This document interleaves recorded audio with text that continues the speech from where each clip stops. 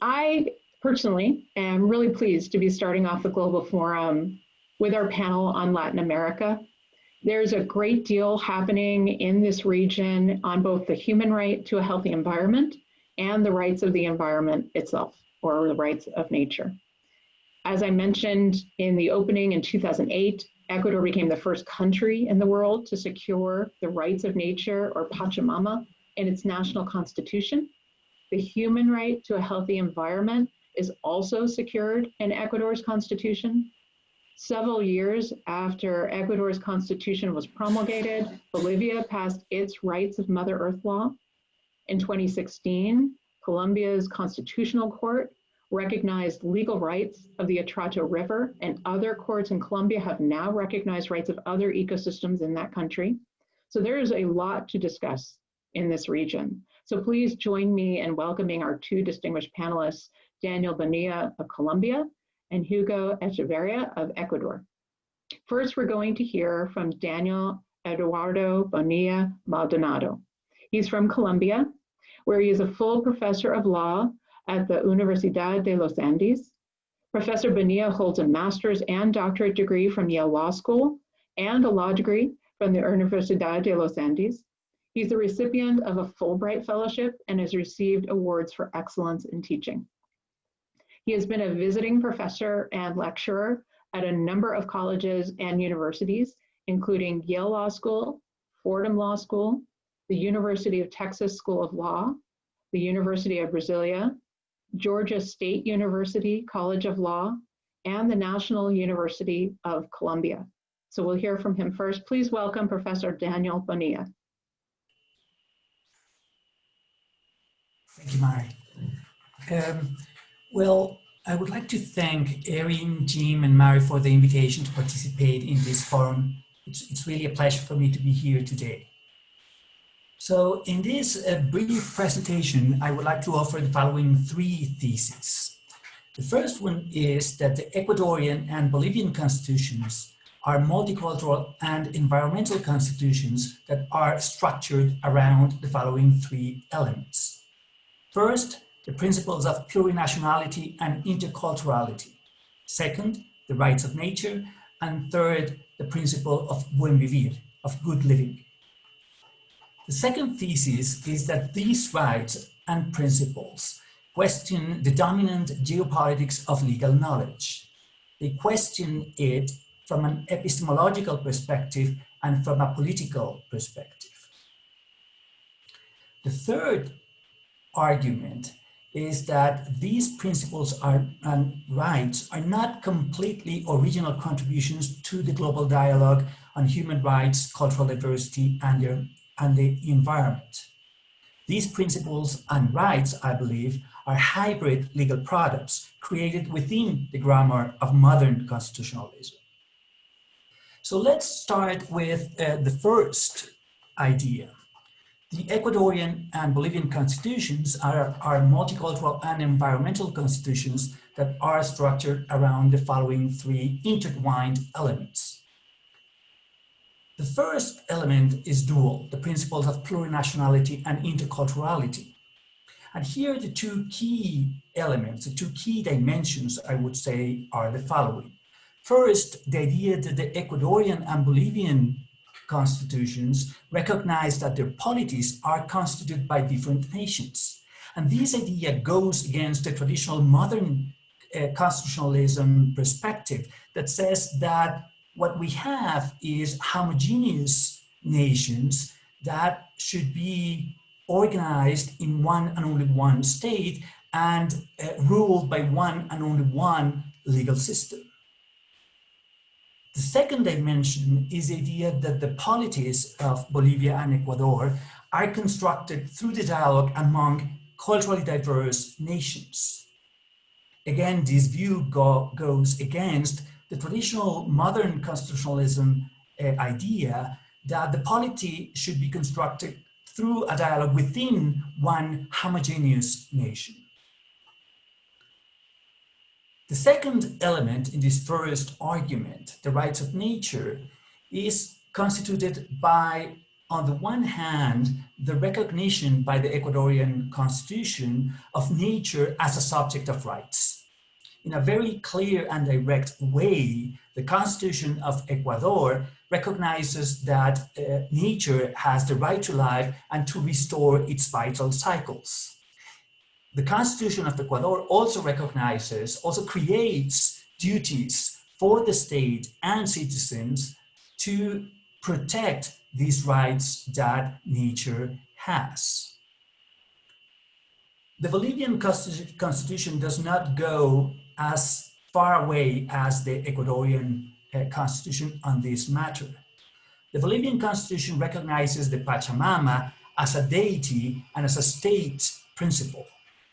But the rights of nature are actually recognized in statutes, particularly in those leyes marco of the Pachamama, of Mother Earth. And in these statutes, the Bolivian legal system recognizes the rights to life and of nature and the right that nature has to restore its vital cycles. It also creates a set of institutions, state institutions, to protect these rights. The third element in this first argument, the principle of buen vivir, is structured around a holistic view of the world. And this holistic view has four key principles. The first one is the principle of relationality. And here the idea is that the units that constitute the world are of course part of the world, part of a whole, but they're not monads, they're not isolated, they are continuously interacting.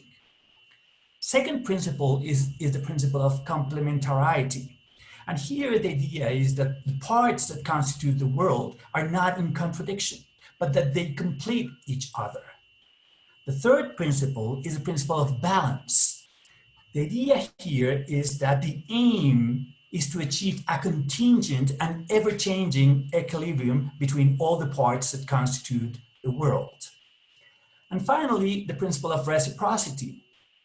The key idea here is that receiving and giving is the way to find this balance, this contingent and ever-changing equilibrium that is part of the normative aim that should be part of the normative aim of the world.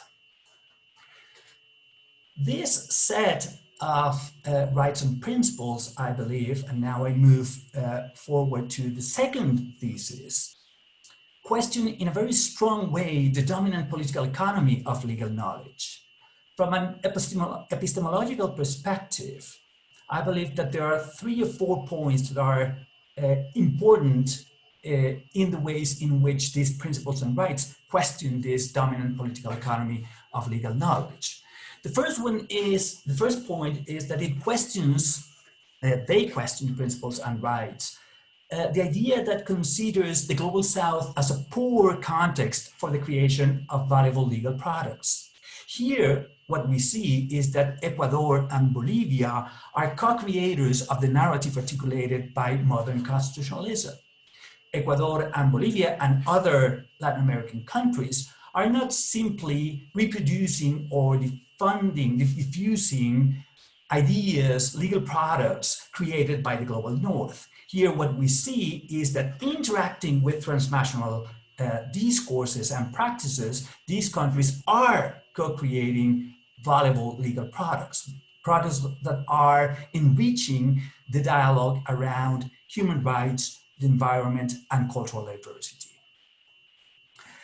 I also believe that these rights and principles question the typical relationship between the global and the local. What we usually see is that the global creates a framework within which the local creates certain practices. What national jurisdictions do is to apply in particular contexts the framework created by the global. Here, what we see is that national jurisdictions, particularly those from the Global South, are creating discourses and practices that are creating the agenda on the global level. Also, what we see here that I think is interesting and questions the traditional political economy of legal knowledge is cross-fertilization among countries of the Global South, and particularly among Latin American countries. So we see that the legal systems of Ecuador, Colombia, Bolivia, Argentina are continuously in dialogue. And this dialogue has been very fruitful for the creation of particularly valuable legal products like the ones that I mentioned before.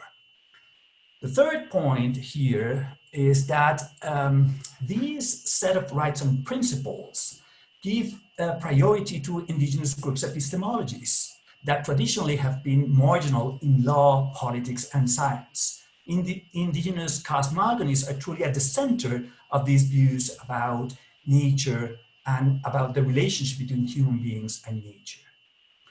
I also believe that this set of principles and rules are important because they have positioned knowledge created by the Global South as a worthy global object of study. Now, everyone is talking about these issues, right? And we see that universities in the Global North are interested in studying in a serious way these creations. Finally, the third thesis is that these legal and political categories are hybrid categories that both use and question the grammar of modern constitutionalism. So I disagree with those promoters and defenders of this set of very important and valuable ideas that state that these are completely original, kind of pure concepts, legal concepts and legal practices. From my perspective, these are reinterpretations of concepts like nation, people, subject of rights, development, capitalism, and culture that are part of modern constitutionalism.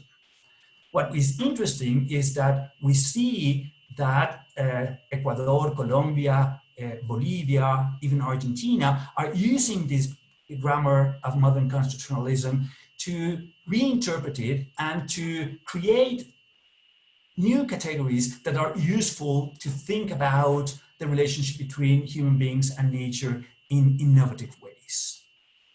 And finally,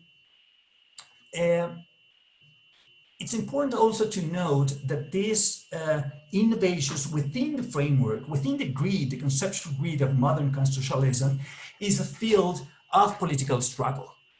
These are open texture rules and principles. The specific content of the rights of nature, of the principle of plurinationality and interculturality, of the principle of summa casai or buen vivir, good living, are still for grabs. And what we see is that people that are committed to very different political horizons are trying to capture these ideas and to give content to these ideas from their perspective. Not only in each country, the traditional political struggles that we see in any polity. What we see now is that given that these ideas are now have now moved to a global level, a part of a transnational discourse, people from all over the world are struggling politically to capture the meaning of these valuable rights and principles. Thank you. Thank you so much, Professor Bonilla. That was fascinating. Now, next we're going to hear from Hugo Echeverria. I've had the pleasure of working on many projects with Hugo for several years with regard to the rights of nature. He's from Ecuador. He is an attorney at law. He also holds a Master of Laws at McGill University in Montreal, Canada. And he's worked in environmental law since 2001, with an emphasis on biodiversity conservation, the environmental rule of law, and the rights of nature, areas in which he practices as an attorney and a consultant. Hugo also lectures on environmental law at the Universidad San Francisco de Quito. He is the author of the first book in Ecuador in examining environmental due process from a constitutional perspective. He's also the author of the first amicus brief submitted at the National Court of Justice in Ecuador in a case regarding wildlife crime, as well as submitting an amicus brief submitted at the Constitutional Court of Ecuador in the first case selected by the court to issue binding jurisprudence on rights of nature. So please, everyone, join me in welcoming Hugo Echeverria. Hugo. Good afternoon, everybody. First of all, I would like to thank you for the invitation. I am very pleased to be part of this global forum. And now I'm going to share a screen. But before, just please confirm that you can see the presentation and that you can hear me without a problem. Yes, perfect. Okay. Well, I'm going to, thank you, Mari. I'm going to talk about the case of rights of nature in Ecuador. And I wanted to divide my presentation in like a book describing or analyzing 12 years of rights of nature in Ecuador in 2 chapters. The first chapter will address their constitutional recognition and what has happened after that, after 2008. And the second chapter will address what is happening now and where are rights of nature pointing to or going forward. So let's begin from the beginning, go to chapter 1, recognition. Excuse me. All right, okay. As you all know, in Ecuador adopted a new constitution in 2008, and this constitution has become worldwide known because of the recognition of rights of nature, okay? The constitution declares nature, that's very important. This is a very first powerful idea, declares nature as a subject of rights. That means that nature herself enjoys her own constitutional rights. What constitutional rights does the Constitution acknowledges or recognizes to nature? Respect of her existence, meaning or including vital cycles, her structure, and her functions. From a biological perspective of maintenance, regeneration, that is resilience, as well as respect of her evolutive processes. So this is biological language, not constitutional nor juridical, but biological language. And the second right that the Constitution recognizes of nature is the right of restoration. This is to make a difference between reparation to human rights with restoration of nature. This is the text. It's a translation of the Spanish text that I would like for you to read for a few seconds.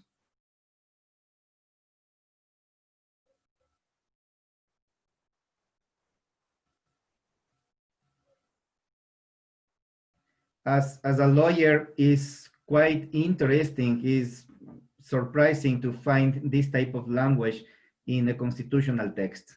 So this was groundbreaking back then, and I guess we can say that it still is groundbreaking to date. After after 2008 and until 2019, many things have happened in Ecuador. And we can divide this momentum in 2 aspects. What has happened at the legislative level, the legislative power, and what has happened at the judicial power, judicial system. So let's begin saying that Ecuador follows a civil law tradition, And in that case, as you know, the role of law, the role of the legislator is fundamental, is very important in order to provide essential content to any constitutional rights. So it is the role of the law to say, to describe, to set procedures in order to make sure that those rights are enforced. Since 2008, several laws adopted by the legislative power include references to rights of nature. Several of them, especially the ones regarding natural resources. However, it is to date, they do not yet provide full essential content of these rights. We still have more questions than answers regarding the content of rights of nature. For example, what are these rights? What is the rights of her existence? How do you put into practice? What are the differences between environmental rights, human environmental rights, and rights of nature? So again, many questions remain unanswered to date. Nevertheless, it is important to note that you can see an effort from the legislator to try to give a structure to these new emerging rights. Going into the judicial system, and despite civil law tradition, judges have played a fundamental role in this topic, because through their verdicts, they have provided substantial contribution to rights of nature. There are several cases. There is no official statistic, but there are several cases addressing several topics, including habitat, including rivers, wild species of fauna that have gone to court. I will just like to refer to this very important case issued by the Constitutional Court of Ecuador in 2015, that is 5 years ago, addressing an issue of a illegal occupation of an ecological reserve, which is also an international Ramsar site. And this is the habitat or the home of the world's tallest mangroves. Take a look of what the Constitutional Court in 2015 said about rights of nature.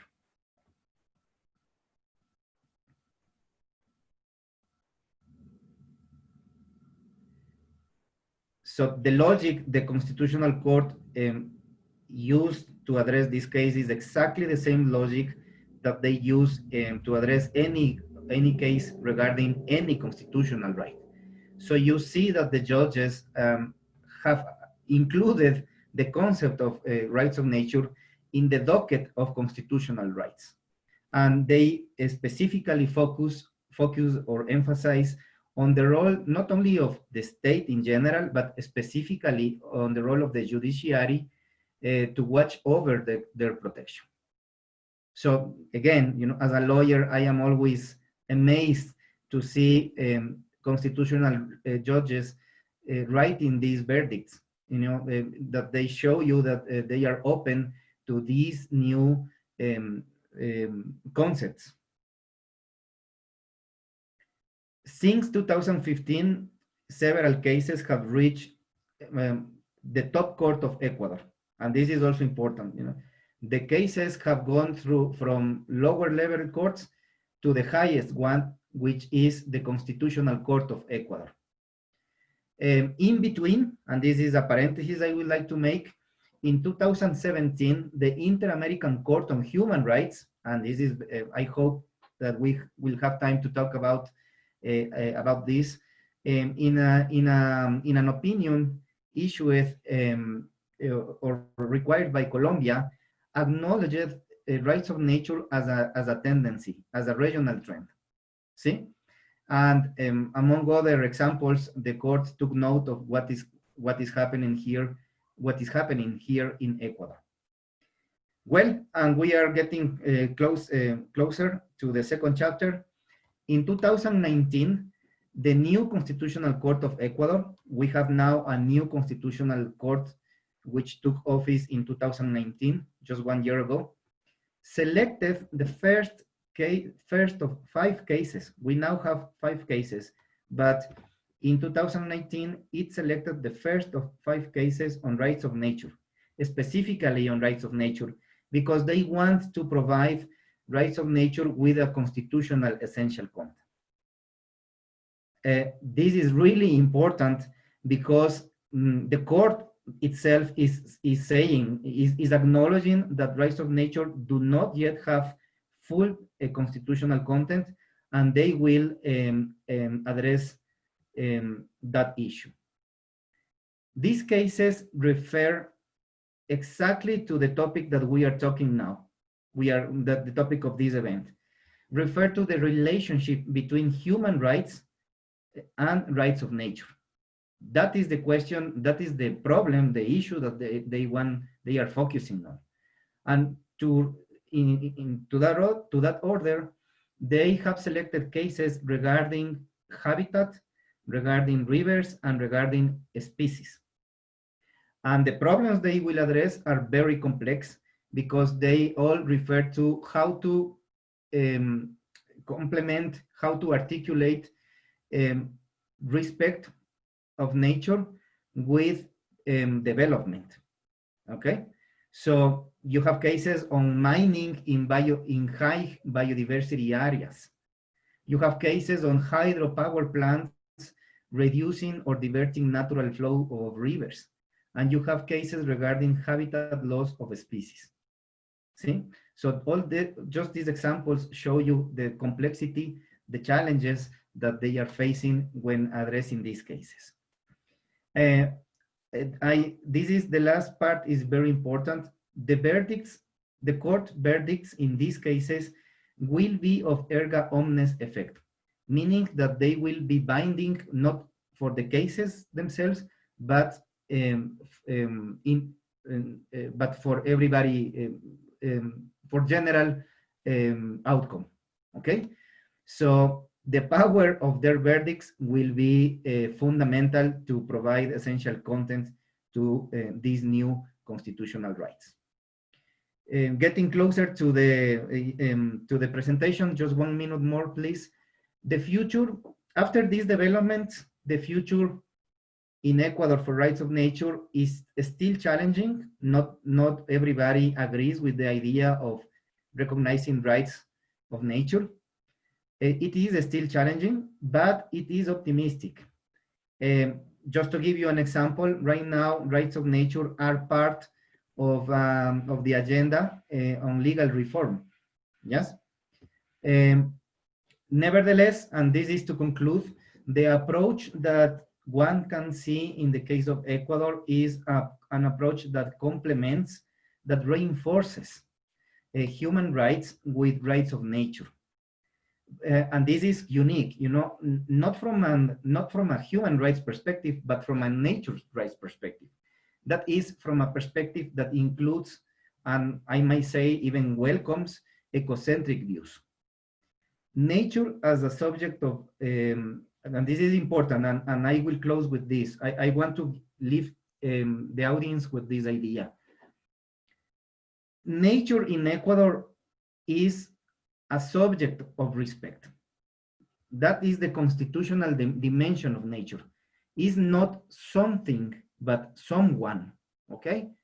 Someone whom you respect. Whereas, if you take the focus of environmental law, nature is an object to protect. So you see the difference, which is a substantial difference. The difference between environmental law and between constitutional law. And rights of nature belong to constitutional law in Ecuador. This is the final slide of my presentation. In 2019, the Constitutional Court issued a dictum on a case regarding mining, and look at the language of the court.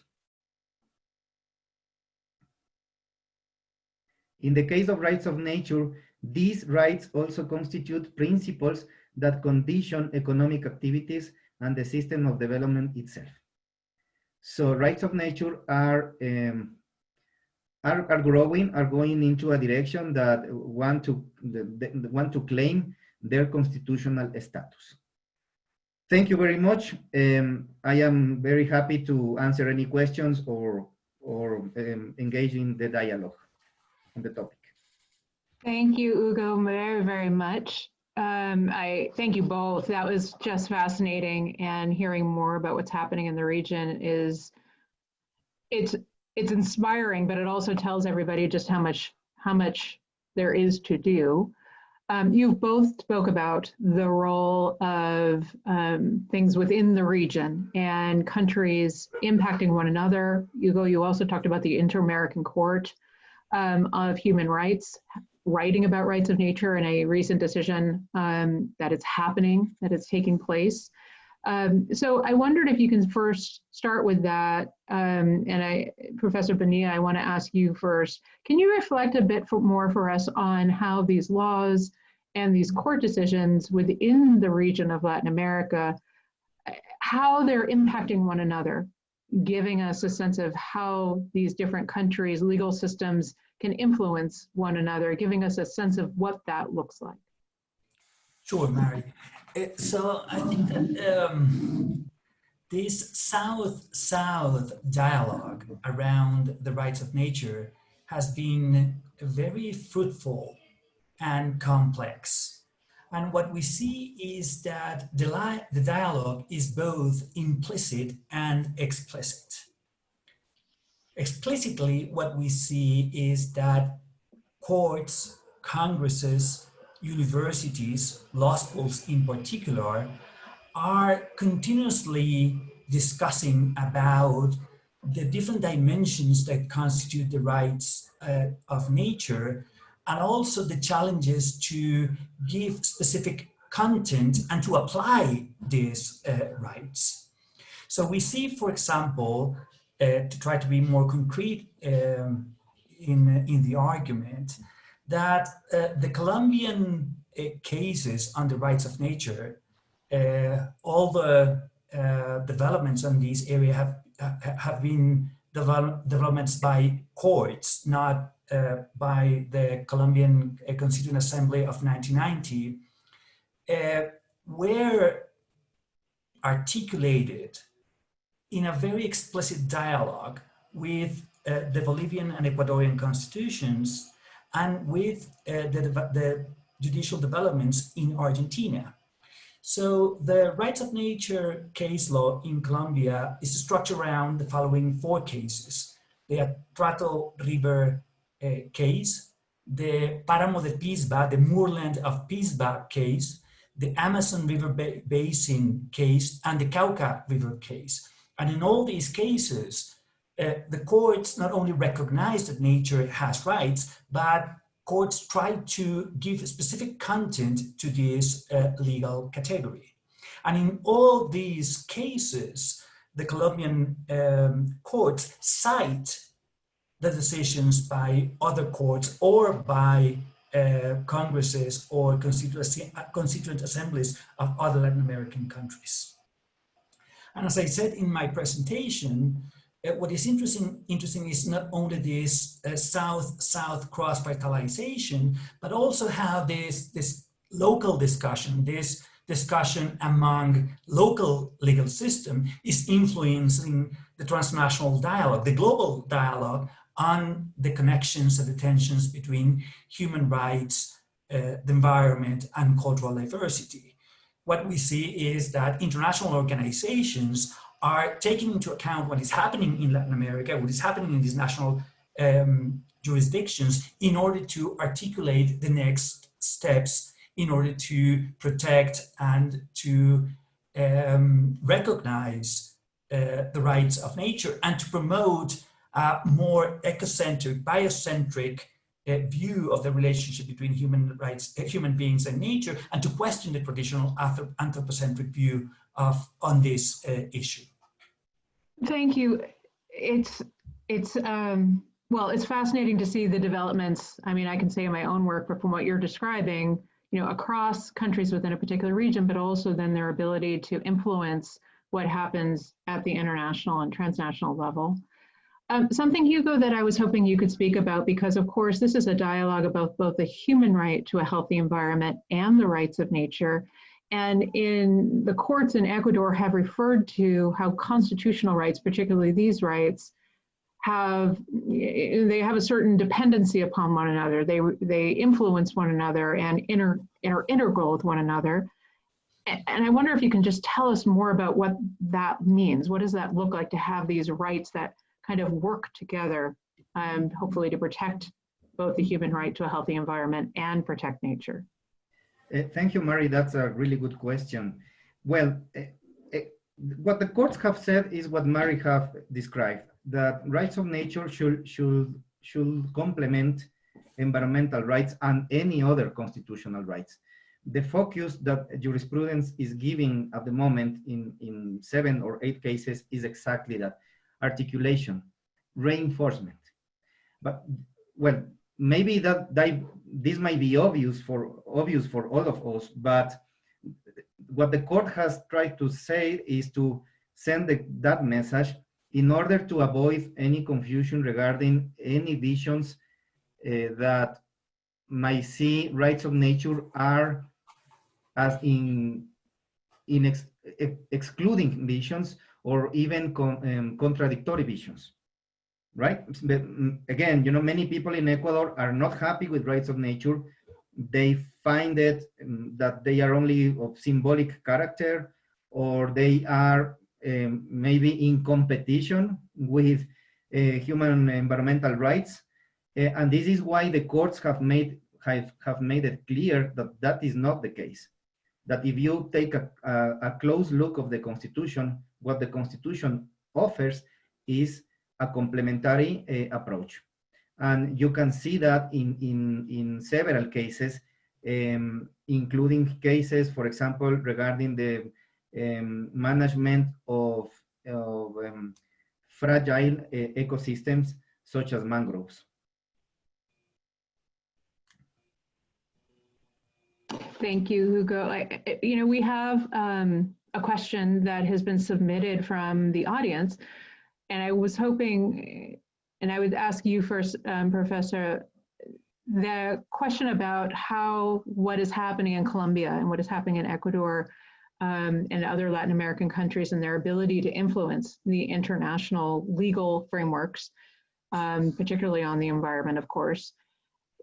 What does that look like? I mean, do you see that kind of pressure coming up from Latin America in a really positive way to make positive change, or do you see it as something that's going to take perhaps decades and generations to succeed?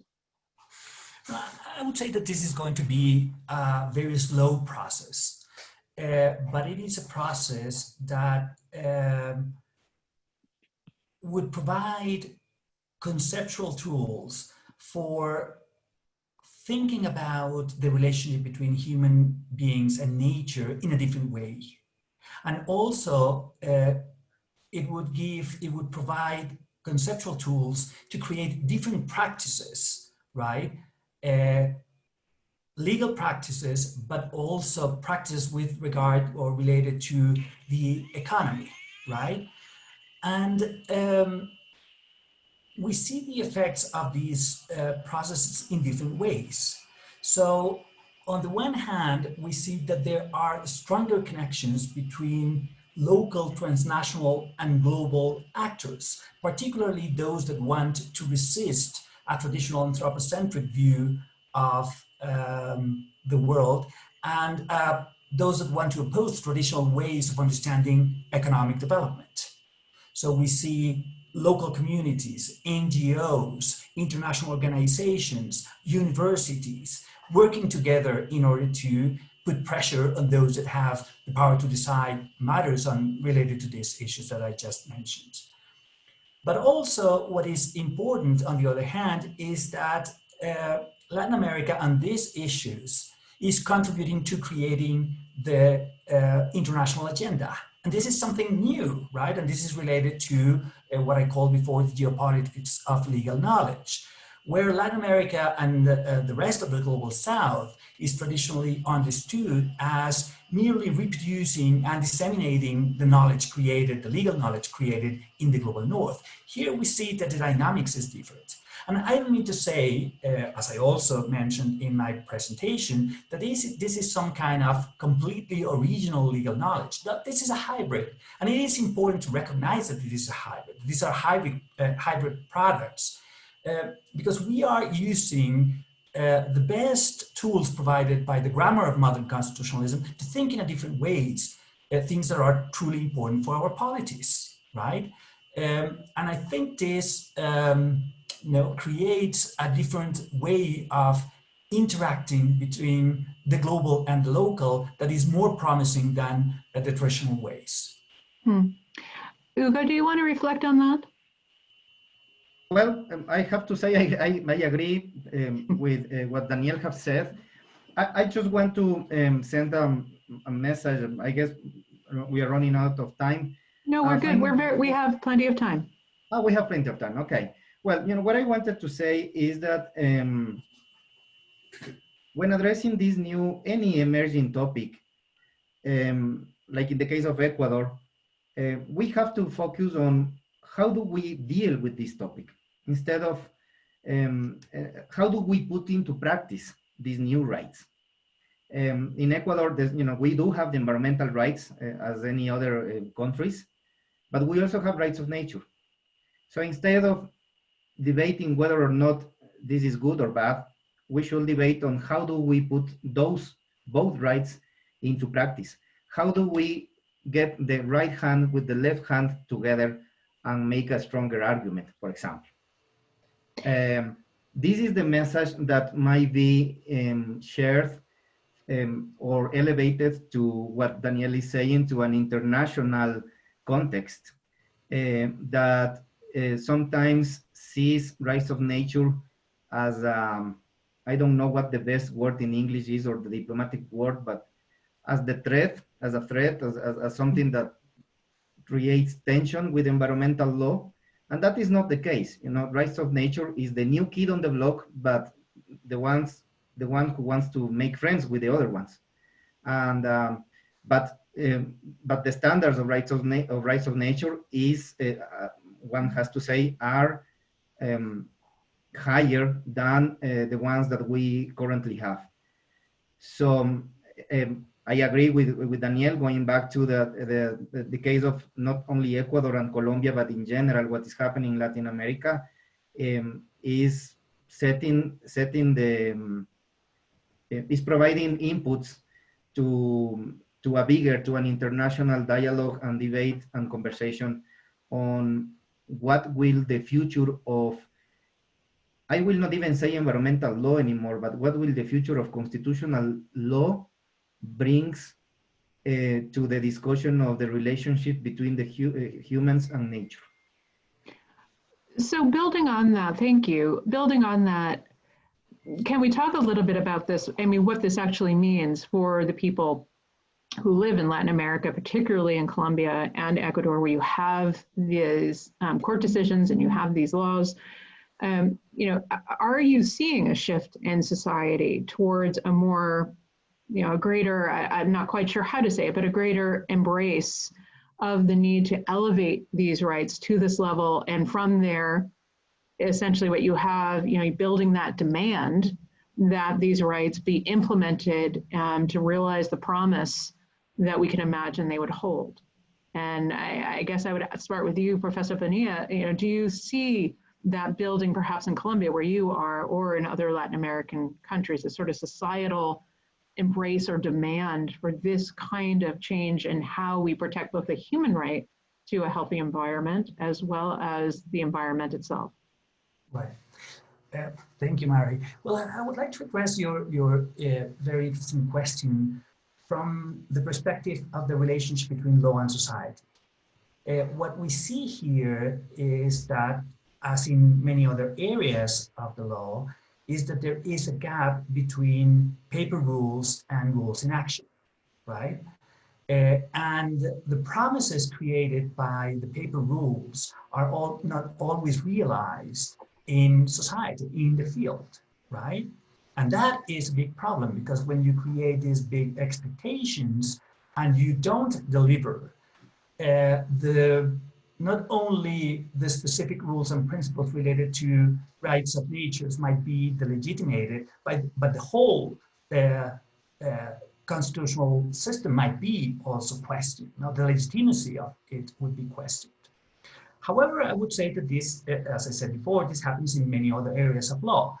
And uh, we already see that there are some advances, by the mere recognition of these rights in in constitutions or in case law.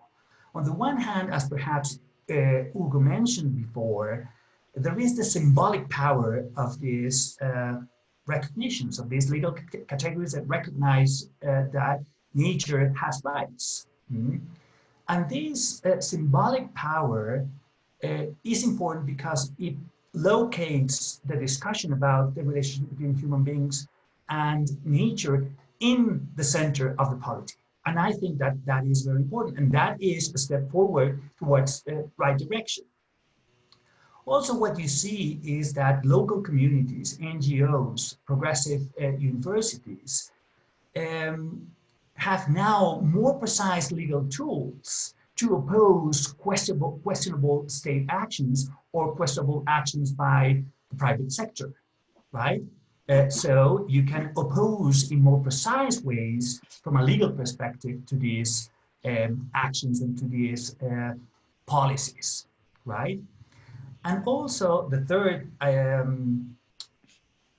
important advancement is that you see coalitions that are created at different levels, local, regional, transnational, global, around these ideas of rights of nature, right?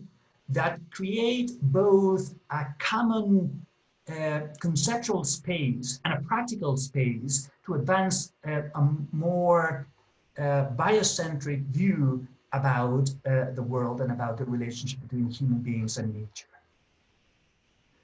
Hugo, would you like to reflect on this as well? Yes, and I would like to say that the cases that the Constitutional Court of Ecuador has selected since 2019 to date actually answers these questions.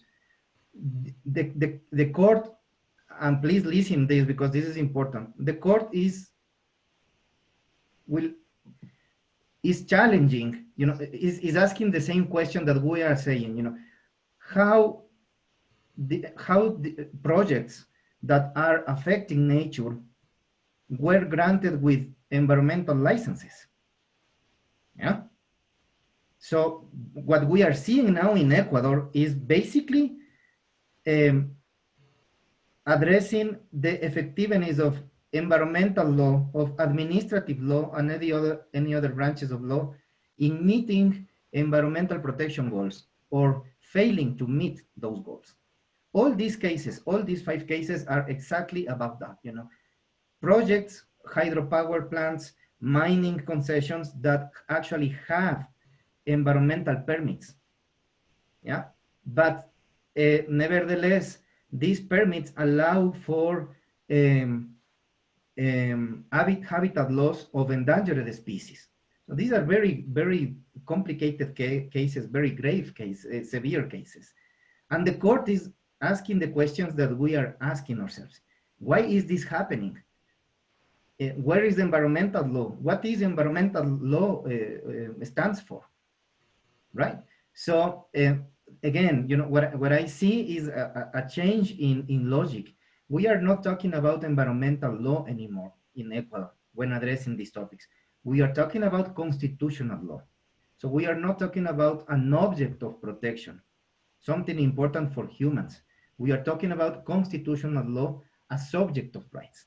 So that is the difference. That is the shift that we are now undergoing. And maybe in 1 or 2 years, or the time that the court will take to, but the court will take those matters from these perspectives. And before I forget, another perspective that is part of this dialogue is not only the relationship between rights of nature and environmental rights, but also rights of nature with what we call collective rights of indigenous people. Yeah, rights of nature has a deep, I must say, the main foundation of rights of nature is a contribution of the indigenous legal system, which in Ecuador is very strong. So you see why we are trying to reflect not on exclusion or competition of rights, but on articulation and reinforcement of rights of nature with collective rights and with environmental and other human rights, such as the right of health. So with that, I think this question about implementation, once these courts, courts have made these decisions in Colombia, Ecuador has this now in its constitution, moving to implementation, that is like, how do we operationalize this to elevate the protection of both the human right to a healthy environment and the protection of nature, the rights of nature itself? There's that cultural aspect of this that I think plays such an important role in ensuring that proper implementation occurs once we have that legal victory, the court decision or the law being passed in the case of Ecuador, the constitution being voted on by the people themselves. So Hugo, can you speak a little bit more? The Constitutional Court has selected a number of cases to provide more content to the constitutional rights of nature within Ecuador.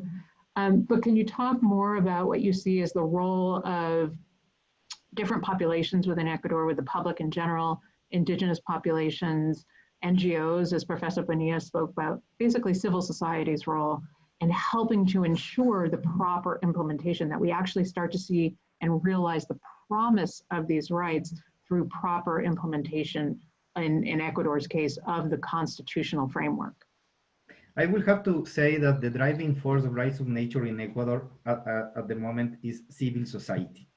It's people, citizens, not the state, not the academia, not just people, asking legislatures to change the law in order to give content to rights of nature, people going to courts and asking for enforcement. So civil society of different branches, indigenous concerns, environmental concerns, are showing up. And just a very recent example that is triggering attention at the moment, even movements concerning animal rights, and listen to this, movements concerning animal rights are now addressing the issue of animal rights from the perspective of rights of nature. Last week, a group of colleagues put this question before the Constitutional Court of Ecuador.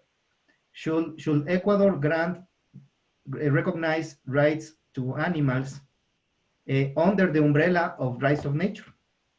So I just leave you with this idea, which I find it very interesting. Just to give you an idea of where these rights of these emerging rights are going to, and how they invite people to read these rights and to interpret these rights. So Ecuador is now entering into this debate of animal rights, not from a classical perspective, but from a perspective that is unique in Ecuador, which is recognition of constitutional rights. And Professor Bonilla, can you reflect on this as well, sort of that interface between the cultural and civil society aspect and the indigenous populations within Colombia and their impact on the realization of the promise of these court decisions, like within the Atrato River Basin, for instance, or with these other key decisions, those 4 decisions that you spoke of? Sure, Mary. Mary, well, before doing that, I would just like to add something to what Hugo mentioned a few seconds ago. So he emphasized very interestingly in the relationship between the dialogue between rights of nature and environmental law, also between rights of nature and cultural minorities' rights. To these two, I would like to add the reflection about intergenerational justice that is strongly connected, that I would say is intertwined with the reflection of rights of nature. Now, with regard to the promotion and protection of rights of nature in Colombia, how it has happened. So I would say that in Colombia, what we see is a dialogue between civil society and courts. The Constitutional Court has been key, but it has not only it has not been the only court helping to articulate this discourse and to implement this discourse. Traditionally, conservative courts like the Supreme Court or the State Council have also been committed to reflect seriously about rights of nature and have issued very interesting cases, opinions on these matters that go in the same line than the one created by the Constitutional Court. Now, these courts have been in dialogue with a very diverse coalition of legal clinics, NGOs, many of them connected to indigenous groups or to culturally diverse Black communities, and to just grassroots movements, right, that interact in different ways in order to articulate the lawsuits that are going to be filed before these courts. Because, and I think this is important in the Colombian case, the way to go in order to advance these rights has been litigation, not going to Congress, not going to the executive branch, right?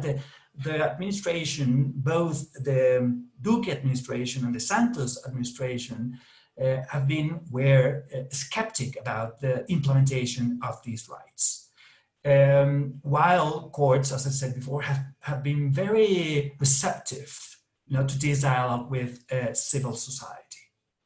And I think it is promising. It has achieved valuable products, but what we need is a broader base supporting these legal changes and using these legal changes in order to create stronger cultural changes so that the common citizens would truly internalize these different views about their relationship with nature and with other individuals, as I said before, with the generations that are coming and that need the environment to simply survive.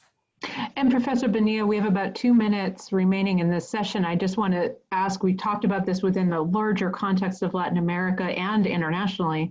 Do you see any role for, I guess, outside of Colombia, in your case, within your country, for that sort of a pressure or some sort of influence on the populations within Colombia to help boost sort of an embrace or an understanding or affinity for the need for these rights?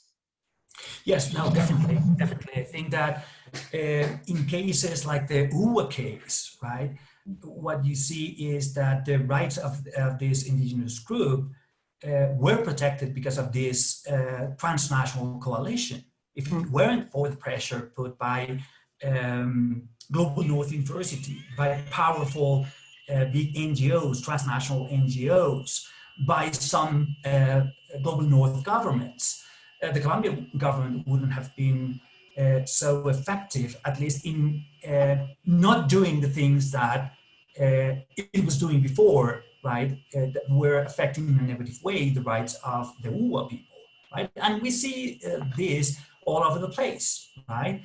And because, of course, it's more easy to communicate, and because Colombia and other Latin American countries are now located in certain international circuits, NGO circuits, and legal knowledge production circuits, the possibilities of creating coalitions and actions to promote locally these rights are bigger and truly important. Yeah, thank you for that. And thank you to both. We've reached the end of our time, unfortunately. I find this to be a fascinating conversation, and thank you both very, very much for your presentations and for this dialogue. I think we could go for another hour or 5. We are now going to be moving forward. We have a 15-minute break scheduled before our next panel. I very much want to thank our panelists, Hugo Echeverria and Professor Daniel Bonilla, and to everybody who brought their questions forward. We hope that we've answered them in the context of the conversation. This is terrific. Our next panel after the break is on First Nations. My colleague Thomas Lindsay will moderate the panel with presenters Dean Cronk-Warner of the Law School at the University of Utah and Geneva Thompson with the Yurok tribe. So please enjoy a short break and we will return in just a few minutes. Thanks, everybody.